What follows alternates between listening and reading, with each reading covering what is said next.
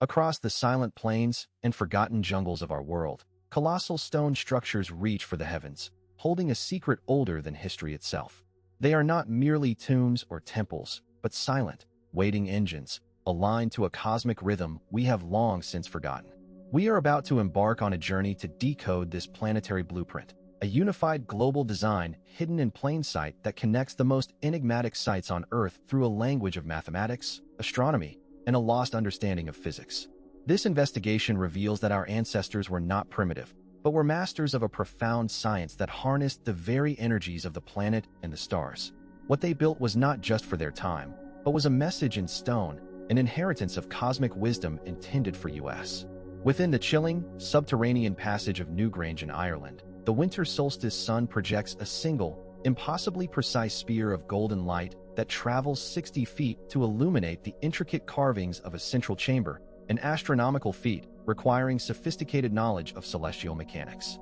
Furthermore, the colossal sarsen stones of Stonehenge, weighing up to 40 tons and transported over vast distances, were erected to form a perfect celestial calendar, where the summer solstice sunrise appears to balance precariously atop the heel stone in a breathtaking display of primordial engineering. In addition to their solar function, these megalithic rings demonstrate an advanced understanding of lunar cycles, predicting eclipses with a precision that continues to baffle modern archaeoastronomers who study their silent, windswept forms. Because these sites were constructed by supposedly primitive Neolithic cultures, their sheer mathematical and astronomical elegance suggests a legacy of knowledge inherited from a much older, unknown source that understood the grand clockwork of the solar system. Far from the damp fields of Europe, the sun-scorched Giza Plateau in Egypt presents an even more profound mystery, where the three great pyramids are arranged in a distinct pattern that perfectly mirrors the three stars of Orion's belt as they would have appeared in the sky around 10,500 BC.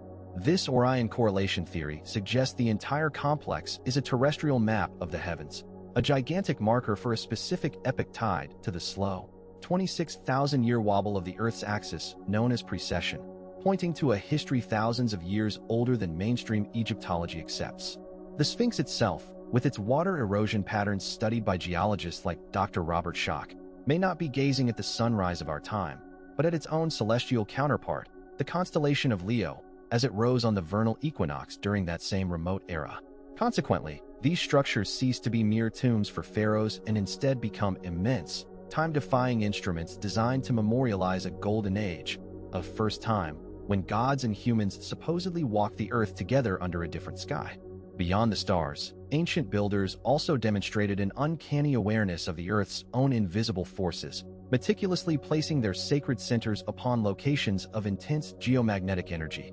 intersections now known as ley lines or telluric currents. The breathtaking citadel of Machu Picchu, for example, is built from granite directly upon a convergence of geological fault lines, a place where the natural conductivity of the rock and the measurable magnetic field of the planet are significantly amplified, creating a palpable sense of vibrant energy. Similarly, the Great Serpent Mound in Ohio, a massive earthwork effigy slithering across the landscape, is not a burial complex, but is situated precisely along the edge of a unique crypto-explosion crater, a site of immense geological and magnetic anomaly that also aligns perfectly with solstice and equinox events. These incredible feats imply a lost art of geomancy, a sophisticated science of planetary acupuncture where sacred structures were used to interact with, and perhaps even stabilize, the living energy field of the Earth itself. When these individual sites are plotted on a global map, an even more astonishing pattern emerges, revealing a planetary grid of interconnected sacred locations that defies all possibility of coincidence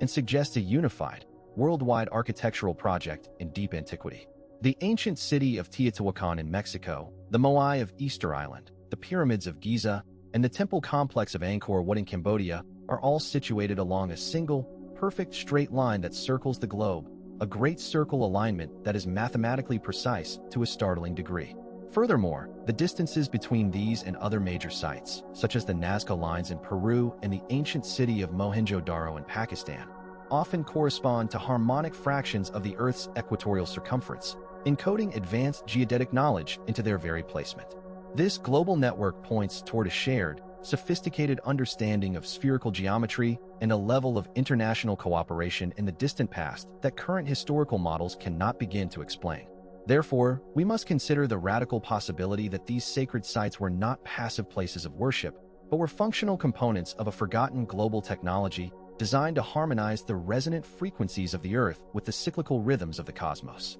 Although we see them as stone, our ancestors may have understood them as massive acoustic resonators, capable of converting subtle telluric currents into powerful sound waves that could profoundly affect human consciousness and the local environment. In addition to their astronomical functions, these structures could have served as nodes in a planetary energy grid, creating zones of enhanced vitality and heightened awareness by tapping into the deep, natural pulse of the world. This paradigm shift recasts ancient humanity not as superstitious primitives, but as brilliant planetary engineers, orchestrating a symphony of stone, light, and magnetism on a global scale. They left us a legacy not of gold or scripture, but of a living, resonant planet. Their silent monuments are a map back to ourselves, a challenge to rediscover the profound and unbreakable connection between our consciousness and the cosmos. The stones are still humming with ancient knowledge, waiting for a generation with the courage to listen.